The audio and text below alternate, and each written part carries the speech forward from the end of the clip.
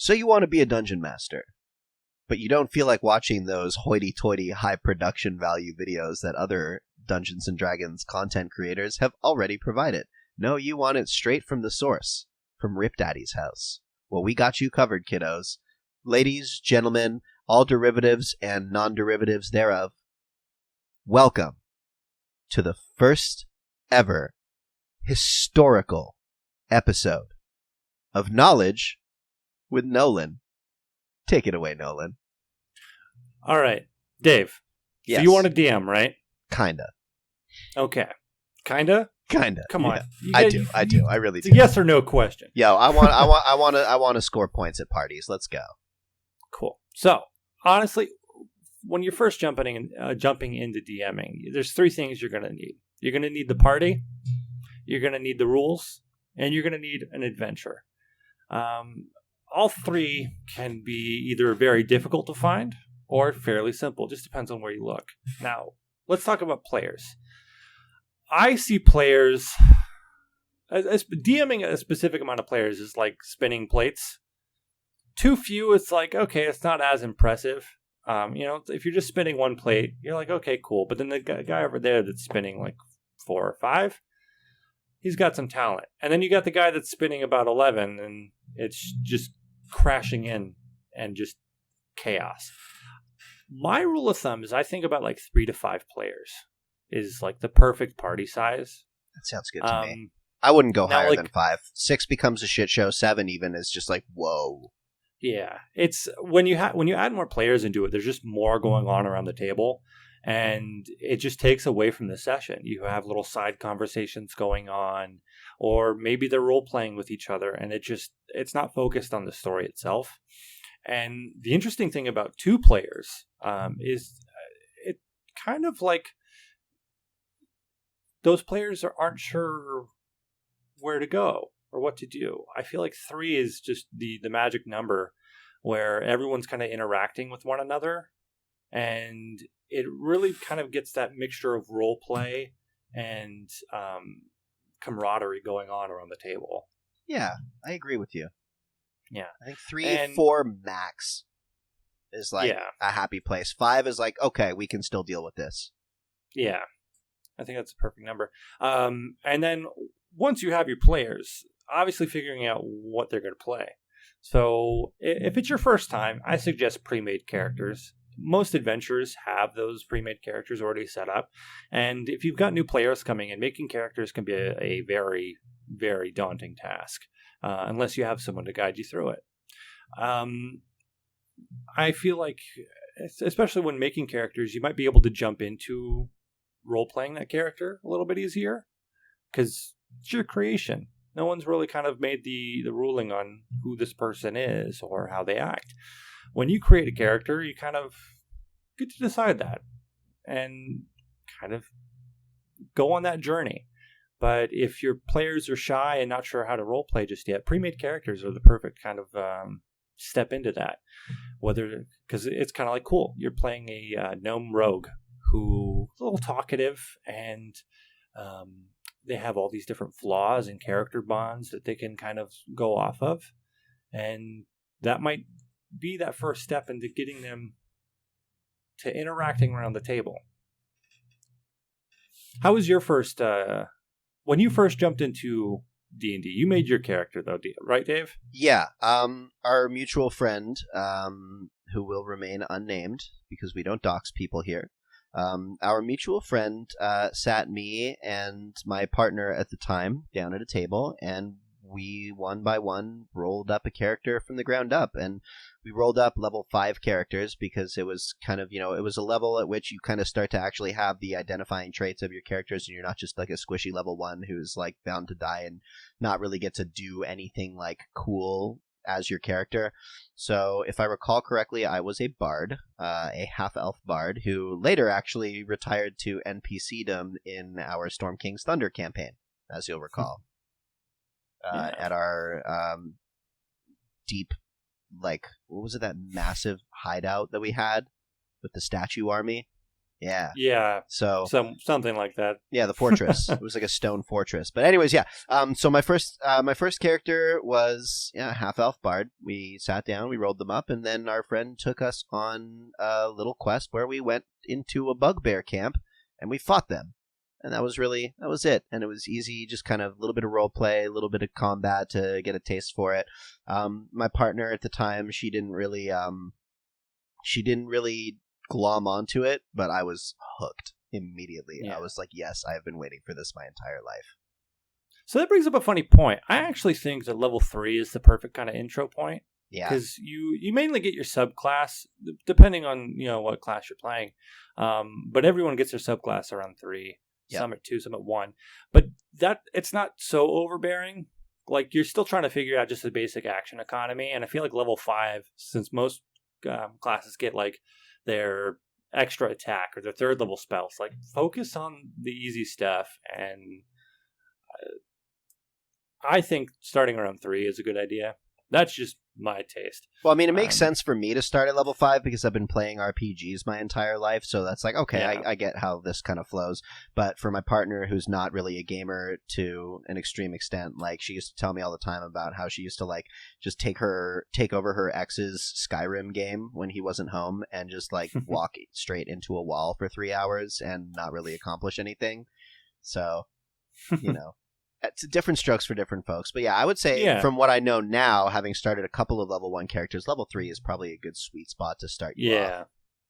And that's where I think that most of the modules that you'll find actually suggest 3. Yeah. Level 3. But if you're doing like a dedicated, like, we're going to do a long-term campaign where our characters are going to level cap and fight the big bad, I would rather start at level 1 because then I'm more attached to that character. I just think torturing Rip by starting at level 1 and be like, you need to learn everything about your character until he gets it in his head. What'd you get at level 2? It was cunning action, and you remember that. Yeah, he did. No, Rip's going to be fine. He's read enough D&D lore at this point, I think, that he's got a better grab on what's going on than he thinks he does. Yeah. All right. So now that we've got our party assembled, and we're not going with too many players, and maybe we're right around that sweet spot, where do we find the rules? How do we learn how to DM? Now, there is a book called the Dungeon Master's Guide, and I'm just going to say, like, it's not needed to DM. What the DMG does is it basically gives you the layout of how to make a world, how to make a realm, how to run specific situations, and I've spent so much time trying to read that book, page for page, and it gives you great world building, like mechanics. The book that you're going to want to get is probably the Player's Handbook, because that's the general kind of gist of, okay, it's got combat in there, it's got all the magic you need, it's got what the players are doing and the basic action economy. As for other rules, maybe like traps or puzzles, you might find those in different books, like Xanathar's Guide or one of the other many Wizards publications out there. But those books aren't necessarily needed. You can just honestly go to like maybe D&D Beyond and download the free rules, and that should be everything.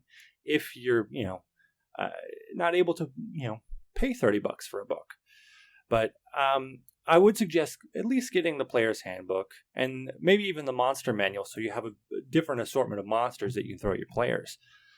But the DMG, not something you need right away. You can, once you're more comfortable kind of making your own world or, want to tell your own story, then buy the DMG, use it as a reference point, but I don't think it's necessary off the bat. Reasonable. Yeah. Now,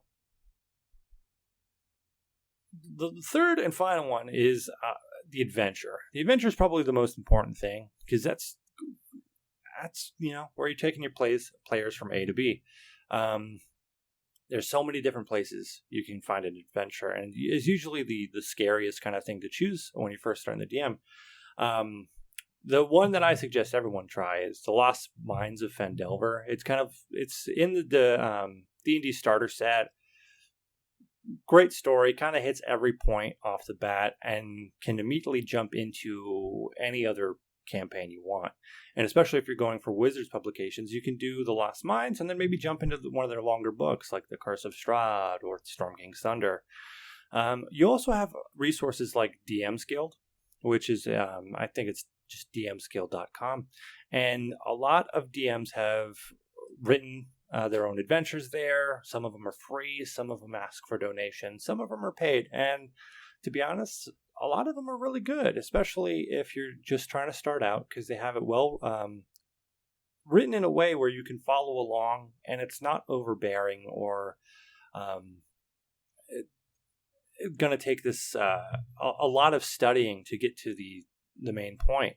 And when you're first starting a DM, you don't want to just jump into one of those long books, because then there's all this other information that you need to keep track of, when your first goal is just, let me get through this session first. Let me have fun with this. And it doesn't need to, this first session doesn't need to lead into a level 20 campaign. If it's kind of like, okay, we're going to try this out. And especially if it's other people's first campaign too. Like if it's your first time DMing and maybe you have a player or two who have never played D&D before, it makes no sense to just blast them with like an entire novel's worth of lore before they even start playing. And they're like, whoa, wait, I have to keep track of this for, a game? Because maybe they're not expecting this to turn into a long-term thing. Yeah. Maybe they're just like, hey, this is just a normal Thursday night. I'm going over to some friend's house to try this game out. I've always I've seen different shows that have mentioned it, or maybe you've just heard it through around the water cooler.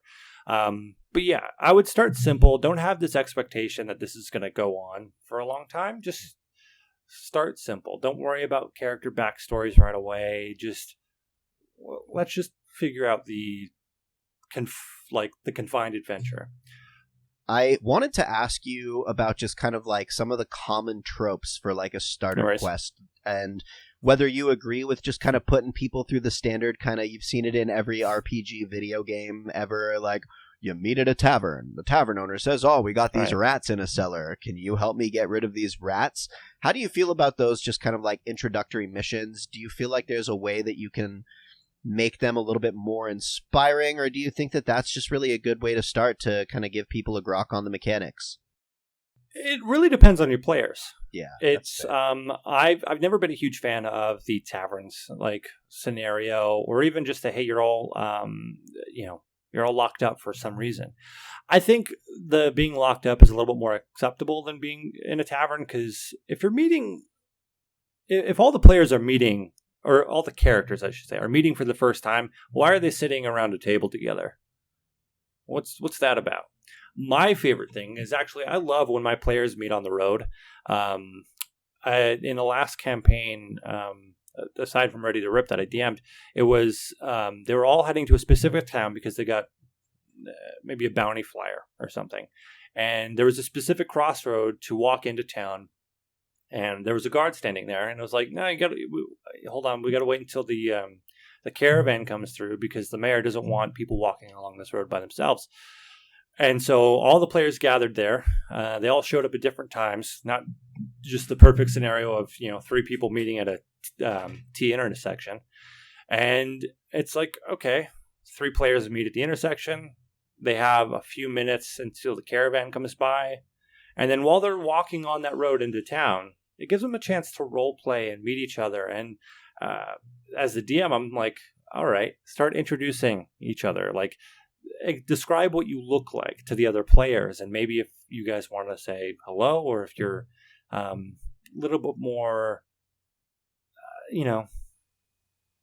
reserved, gruff. Reserved, gruff, you can kind of just stay back, but describe what you look like. And if you're talkative, hey, ask the other players, hey, what are you doing here? Are you here for this bounty mission too? What's going on? Those have always been my favorite first sessions, because it gives a more natural approach to an adventure. That's a really fun kind of dynamic. Yeah, it feels natural. It opens up the table for interaction. What are some other scenarios you think would be a good place to kind of jump in? Let's brainstorm. You board a ship? Yeah, you board a ship. Setting sail for who knows. And that gives you some time to, talk amongst one another. I just love seafaring campaigns. I'm guilty. I love all things pertaining to boats. I'm such a dad. They're great. Boats are great.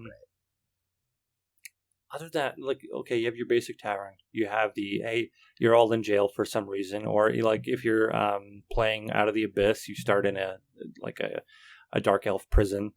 You're all summoned by some royal family member, and they're gathering a group of adventurers for the first time. Like, that works. We could sit here and like have all these different ideas, but it's whatever you're more comfortable doing, and what sounds like fun. Yeah, because remember, this is about fun. It's as much about immersion as it is having a good time with your friends. Yeah, and so honestly, that first step doesn't really even matter too much. Like, if you're like, cool, we're gonna go on an adventure. That's all you need to worry about. Like, hey, we're in a tavern. We get an adventure from the bounty board or the tavern keeper who happens to have one, and we're good to go. Now, the first quest, that's a fun one. I've never been opposed to just killing rats in a basement, because I've always loved the idea of like, okay, these rats are here for a different reason.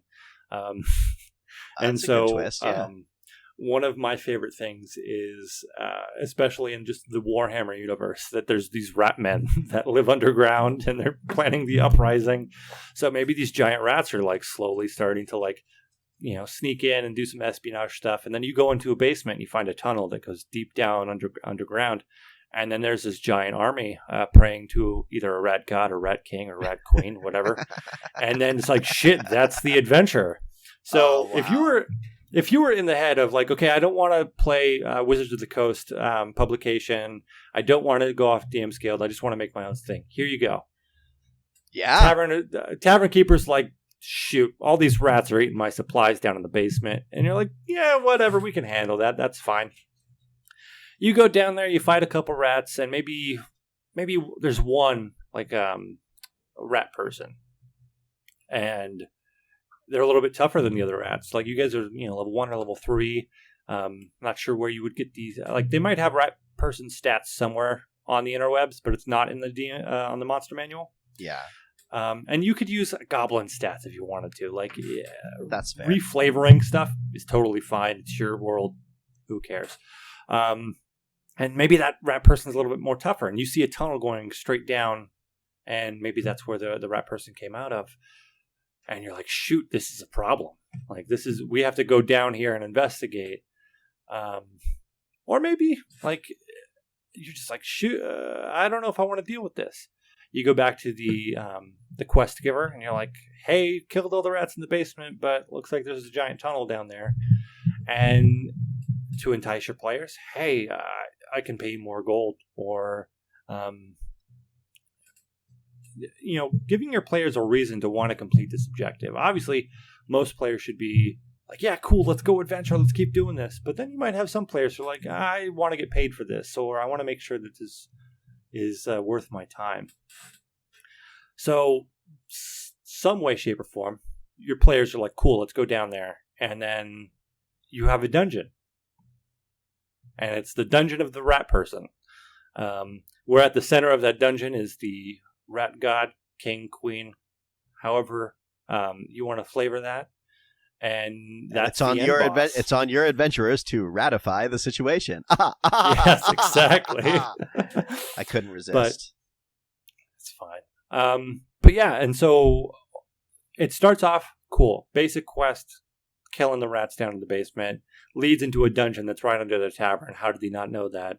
But then you go through this dungeon, and this dungeon should be filled with specific encounters. Obviously, there's 3 that comes to mind. There should be maybe a puzzle. And if you can think of a rat-themed puzzle, maybe it's some sort of like mousetrap type deal. That's what I was thinking. That sounds like fun. Yeah. Where it's just a Rube Goldberg machine, and you got to figure out how to stop it. Who knows? And then you have some traps. And maybe it's giant rat traps that you have to defuse or have to, kind of dodge your way out of. And then there's combat. And combat is probably one of the biggest things about D&D. I think it's probably 50-50 with everything else. Because it's just, it shouldn't be the thing that fills up your session a majority of the time, but it ends up doing that anyway. Because it's kind of where, as a game, it slows down time where every turn is 6 seconds. And then players have to decide what they're going to do with their action, their bonus action. And especially in this first session, this might take a while. I've had some first sessions where a combat scenario takes 30 minutes to an hour. Just because it's and when you have more players around the table, it takes longer.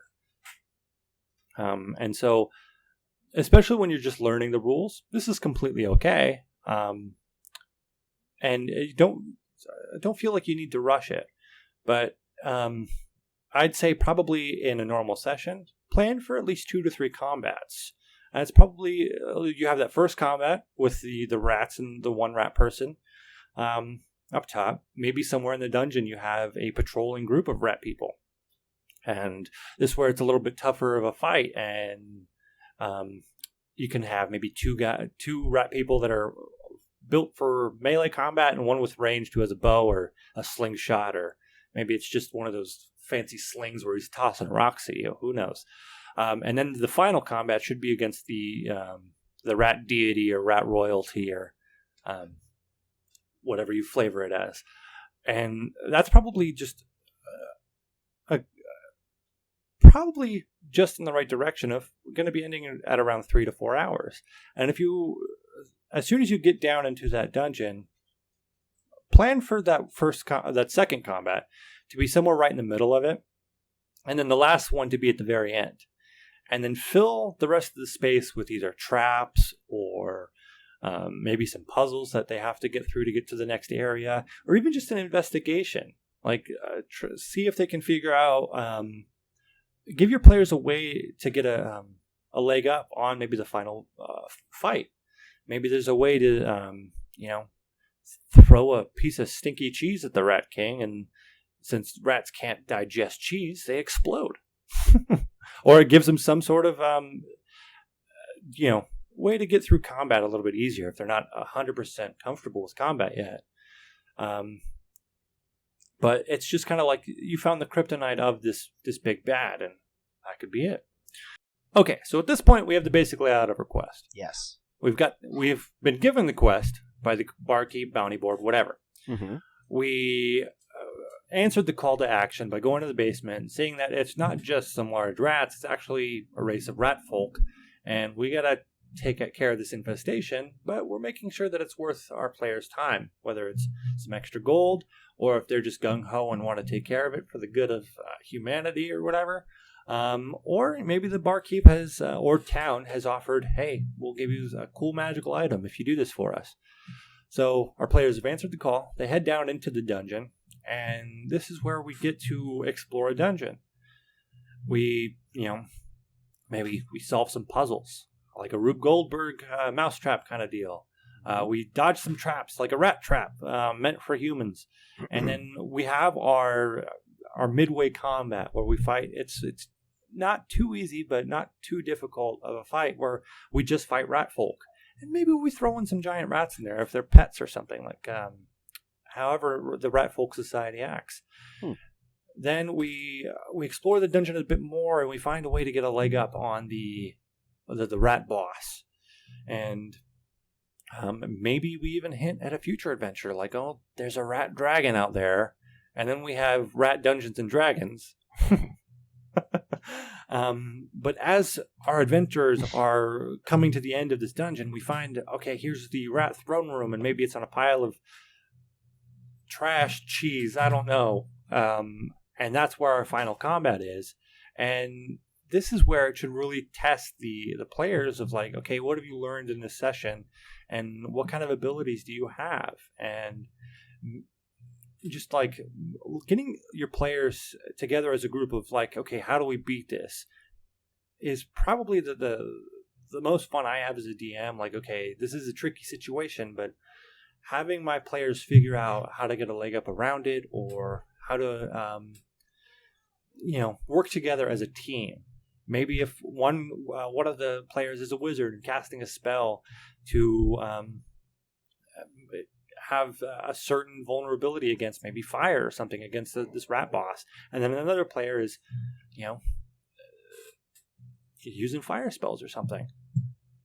Trying to come up with that cool situation is probably the most rewarding thing as a DM. Yeah, I really like that. As an aside, I really liked that guy in a tree situation that you threw at us this past week on the stream. That was a really interesting way to kind of, okay, this is a bad guy that you can't just beat by hitting. Yeah, there's something else you have to figure out. Yeah, that's nice. Yeah, and so sometimes, like, as you DM more, you're going to think of those situations like, this could work. And then after our adventurers have, defeated the rat boss and went to go claim their prize, that's your adventure. And roughly, if you take your time with it and you don't immediately just go, hey, combat, we're in the dungeon, give your players a chance to actually move forward.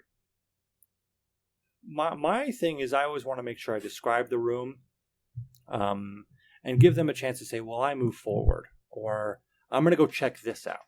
I never want to declare my players' actions. I want to make sure that they're doing that for themselves, because that gives enough pacing to give you time to just take a deep breath and figure out how I would describe the room. And so that actually leads me to another really good question. Sorry to jump on you. Finish your thought, and then problem. I'll ask your question, and then I'll ask my question. I was probably going to jump into answering your question. Oh, yeah. I was going to ask. So then, like, what are some kind of like tactful ways that you can almost like railroad your players if they're on a first time adventure? They're not really sure. You're not really sure, but you have this set kind of schedule of encounters laid out. What are like some tactful ways that you can guide them on that and give them, the freedom to explore your world within the, constraints that you've set, but also, guide them along a pretty steady path towards, the goal for the session, so it doesn't just turn into some crazy, and improv game. You know what I mean? Yeah. So I think a dungeon is the best way to railroad, because it's like, cool, you came in from this way. The only way forward is to the right or forward. And that you can still like explore the rooms, and maybe if you want to have a room where it leads to different paths, that gives them a chance to actually explore. But one thing I've noticed with like first adventures, especially if you start out like in the open, sometimes your players are like, let's go to the capital city and ask for help. We can't handle this by ourselves. We need like the full-on Neverwinter guard to come take out this rat infestation. And then you're like, okay, how do we get into this situation? Because then the whole scenario is, well, the party heads off to Neverwinter to go, plead to Neverwinter to send help. And then that's a lot of role playing. Probably going to take up a majority of the session, but it's. Yeah, so then you would like almost like if like let's say Neverwinter is like a few days away. Yeah. So how would you like come up with quick encounters? Would you just then like reflavor some of the rats into some other smaller creatures that you kind of come across on your trail? Yeah, I would say that make the rat problem like kind of time sensitive. Especially if they're coming up with that idea, maybe like 2 rat folk come out of the basement and start attacking the patrons at the tavern. And really, however many players there are, they're the only people really equipped to deal with this issue. So it's either, if they leave, this whole town might get taken over by rats. So kind of flavoring the way it's like, yeah, we got to figure that out. And sometimes players are just going to be like, you know what, it's fine. They'll be okay. And sometimes you just got to roll with that. Like, as a DM, like, I love the memes where it's like you plan 3 hours for something and your players are just like, I'm going to go this way. Well, that's exactly how it goes on so many occasions, especially with newer DMs. Like I played a few sessions with a friend who it was his first time DMing, and he had this whole ornate, world and quest and backstory and stuff figured out. And the only thing we were concerned with is protecting the hookers. You know? And sometimes that's the player's priority. And Yeah. that's okay. Like, it's... So it's like you gotta almost... Like, how do you account for the imagination of people that you might not necessarily know all that well? It's just That's one of tough. those things you're not in control of. So the important thing in this whole session is that you guys are just having fun. Yeah. If your players are having fun just protecting the hookers against the rat people, then that's where it's going, you know? If maybe, you know, in that moment, they're like, we're going to protect this brothel. You just take that whole dungeon and bring it outside. You bring the 3 combats that you had, and it's just coming out into the city where the group of rat people are now coming out and they're attacking the brothel. And eventually the rat boss has come out and attacked the brothel as well. Yeah. And then I guess you could like substitute like traps and puzzles and stuff for just role-playing interactions. Yeah.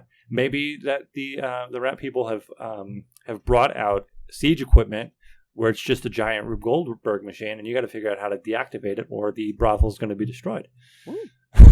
Yeah. And then maybe they've brought out giant catapults that are really just rat traps and flinging cheese across. Ratapults? They're called ratapults. Yeah, ratapults. They're just flinging rats. Yeah. You did say you can swap in goblins, so yeah, that works. You can swap anything, honestly. Ratapults. I hope we're not getting any ideas for Ready to Rip, because that sounds gross. And I don't know if we're going to find a dumpster big enough for that many rats. But going with the flow is, as soon as you've realized that you can't control every situation as a DM, you're on the right track. And most of the time, your players will be like, cool, the dungeon, let's go down there. And sometimes they'll be like, nah, I'm good. I'm going to go check this out. Yeah, I'm going to go be an obnoxious noble instead. It's never a bad idea to kind of just take what you've written and reflavor it somewhere else. Maybe instead of rat people, it's frog people. And they're just in a swamp nearby.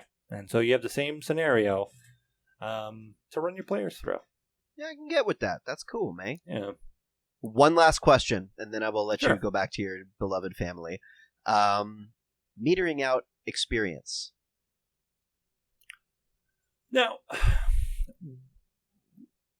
I think I found it was the best way to kind of like spread out experience. And you mean like the actual experience points, right? Yeah, like let's say you had this encounter that you had planned to like use, or this dungeon, like the intention was to get the party to level 3 by the end of the dungeon from level 1. So let's say instead of, you know, going through this dungeon with the rat folk that you had set out for your players, they and encountering these traps and these things, they decide to go and defend the brothel from the ratapults instead. Like, how would you say that like a trap encounter versus an RP encounter is worth approximately the same amount of XP, or like how would you meter that out so that the players are feeling rewarded enough that they want to come back for a second session? Yeah, so I think the rule of thumb I like is that it should take you that many sessions to level up to that level. So say it should take you 1 level to level up to level 2. It should take you 2 levels to level up to level 3. 3 to level up to level... Wait, okay, so 1 to level up to level 2, 2 to level up to level 3, 3 to level up to level 4, so on and so forth? Basically, like that's a good brilliant. rule of thumb. And of course, like as you get to like further, like it's more XP to get to, hey, from level 19 to 20, that's a lot of XP. Yeah, but you're also fighting tougher bad guys. Yeah. And so, like, at that, I think maybe from like level 1 to 10, that's a good kind of rhythm. And depending on how long you guys want to play that campaign for, that's still a good like algorithm to like, okay, it's going to take us 19 sessions essentially to level up to level 20. Does it like, and that'll make it rewarding because then the DM is going to fill all these 19 sessions with like this. So when you say 19 sessions, by the way, do you mean 19 sessions from level 19 to level 20? Yeah. Got it. Okay. Just wanted to clarify. So like, and this is just how I think. Like when I'm DMing, that's kind of my like algorithm. But if you feel like, okay, they've gotten themselves into a situation that's obviously rewarding to have another level up, cool, go for it. If they end up like, hey, there's a bunch of frost giants coming into this bay and you got to defend like against 30 frost giants, definitely probably going to level up. Probably. I would hope. And it happens. And so you can kind of like, okay, we don't need to go the extra 5 sessions. That could be good. But I also think a combat of 30 frost giants is going to take a few sessions, depending definitely on the players. Yeah, if you've got Eridan in your team, then you'll be fine. Yeah, it takes some time. But as long as you're not rushing through it, give it some time. Let each level kind of feel important, and let your players kind of, figure out their characters. Yeah, I know that like I wouldn't want to jump from level 5 to level 10 right away, because then I'm missing out of on these core mechanics of my character, and I might just overlook them, or they just don't feel as special as they would in level 6. Yeah, when you're a level 2 druid and you wild shape for the first time, it's like, wow, this is amazing. Yeah. But if you level jumped from level 1 from a druid to level 10, it's like, well, wild shaping is kind of almost lost its shine just a bit. Unless you're Circle of the Moon. True. But then you've got true polymorph, or you've got polymorph at that point, and then you can turn into a T-Rex, so it's like game over anyway. Yeah. But the important thing is like making sure that your players have enough time to play their character, rather than just like, cool, we're going to beeline it to level 20 and we're going to be these all powerful characters. I like the journey of, really leveling up your character and learning all the little quirks and like, cool, hey, I have expertise now. Let me use that expertise in a specific light. Or I have wild shape. Let me use that for roleplay scenarios rather than just combat. I do. I love doing that. Yeah. I love using wild shape for like things that are not combat. Like, yes, in addition to having the extra tanky amount of hit points, which is definitely like a little broken and super, super potent, especially at early levels when you need someone to just soak up the hits while the other players kind of catch up. It's nice to have basically triple the HP to just soak up that beatdown. But yeah, like doing recon stuff in a wild shape form, doing, scaring someone off or trying to herd someone into a place as a wild shape, like all of those things are such fun options. And yeah, I think you're right. Like we need to grow into our characters. We can't just, okay, now we're a god. Because that's, this isn't some, we don't play that Mary Sue shit around these parts. Yeah. So I think that's a great place to leave it off. We kind of have the basic layout of your first session. Probably go more into, talking points about like, I'm so DMing excited for to the go into first time. specifics. I have so many questions for you. Oh, it's going to be so fun. We hope you like this video. Yeah. Please sub for Nat 20s. Yeah. Please sub for Nat 20s. We will, I think maybe once a week, right? I mean, I don't see why not. This has been a lovely, chill conversation over a cup of tea, so I'm happy to do this as many times as you want, my guy. Yeah. So, cool beans, man. So there we go. There you have it, kiddos. The first ever episode of Knowledge with Nolen. And like we'll make them like flash that on the screen or something. Yeah. Maybe not. Maybe they won't. Maybe they don't care. Just giant rocks falling from the sky. Just knowledge with Nolen. Yes, the very like Monty Python rocks, though. Yeah. Okay. Cool. So yeah, please sub for Nat 20s. Check out the Discord. Check out our Dungeons and Dragons live stream every Wednesday, 2 p.m. Pacific, 5 p.m. Eastern, 10 p.m. GMT. Check out our storytelling streams every Sunday at 2 p.m. Pacific, 5 p.m. Eastern, 10 p.m. GMT. And yeah, take a look at our merch store if you want to help support the channel. And if you have any topics for discussion that you would like to see the all-knowing Nolen and I delve into, please feel free to share them with us in the comments. And while you're spamming your life with all things MrRipper, check out our subreddit, r/MrRipper, for tons and tons and tons of inspiration for your campaigns. Thanks again for watching. I love you all dearly. Nolen, I love you too, bro. Love you too, man. All right, mate. With that, we shall call it a day, and this goes off to Rip Daddy's house.